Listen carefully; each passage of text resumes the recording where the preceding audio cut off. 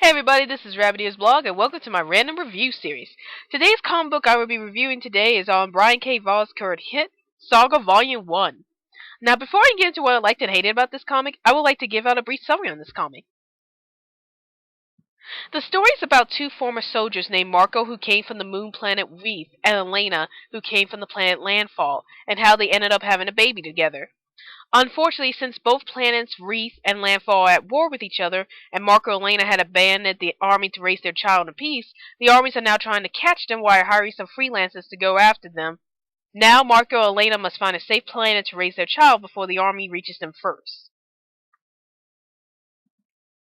Saga was a very unusual comic book for me, which is really a good thing in this case. For one thing, it contained characters that have very bizarre appearances, such as Elena having fairy rings and Marco having goat horns in his head. Or what about the appearances of the two female hosts from the planet Sextillion? Yes, you heard that right. There's a planet called Sextillion in this comic, as they are shown having only heads and legs and no torso. Or what about Prince Robot the Fourth, who happens to have a television set for a head, which is kind of similar to the robot character in Fulikulu, who also has a television set for a head.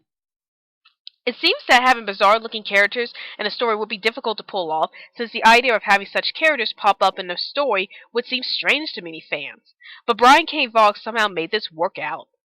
Even though the characters themselves are bizarre-looking, well, maybe it's due to the fact that most of the cast are alien beings and such, there is a very thought-provoking and heartwarming story at work here. It's a story about two parents trying to find a safe haven for their newborn child in a time of war, and it really brings out the epic space soap opera drama to this unique type of story. This may seem like a story that almost anyone could write about, parents escaping war to find a safe haven for their child.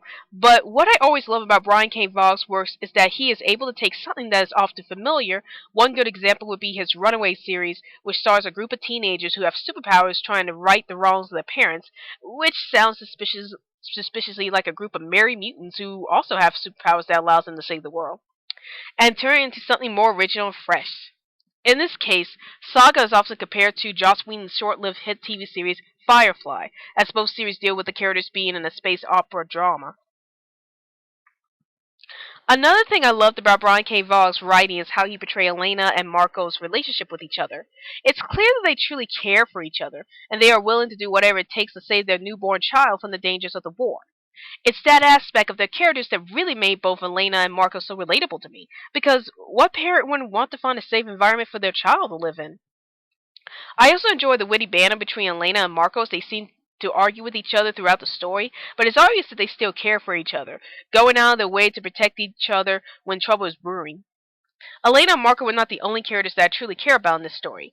I also really enjoy the character Will, who happens to be the freelancer who was hired to capture Elena and Marco. I like the fact that Will is actually a caring character who has a dangerous reputation on him, and the fact that he is accompanied by his bizarre companion, the lying cat, who could tell if a person is lying or not. Who wouldn't want to have a companion like that? What's a nice touch to his character? Fiona Staples' artwork was fantastic in this comic, as it looks a bit scratchy in some places, but the characters are drawn realistically enough that I found myself being immersed with the detailed artwork. I also love the way that Fiona Staples did the paintings for any scene that has fire and explosions, as they look truly realistic and dramatic. The images of the characters themselves are truly creative, as all the characters have bizarre-looking appendages on their bodies, such as Prince Robot the Fourth having a TV set for a head on a human body, which is probably my most favorite image in this comic.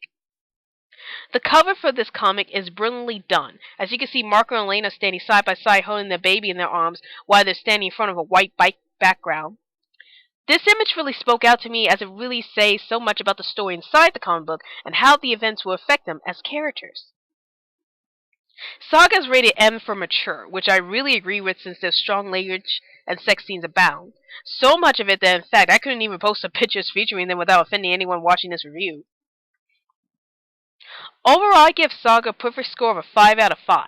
It's clearly one of the most imaginative titles I have read recently, and I'm definitely looking forward for more adventures from Elena and Marco, and whether or not they would get there happily ever after. I would highly recommend this volume to anyone who is a huge fan of Brian K. Vaughan's works, and who loves a good space opera series. Well, that's my comic book review on Saga Volume 1, and be sure to check out more of my videos in the near future. This is Rabbitearsblog, and I'll see you later.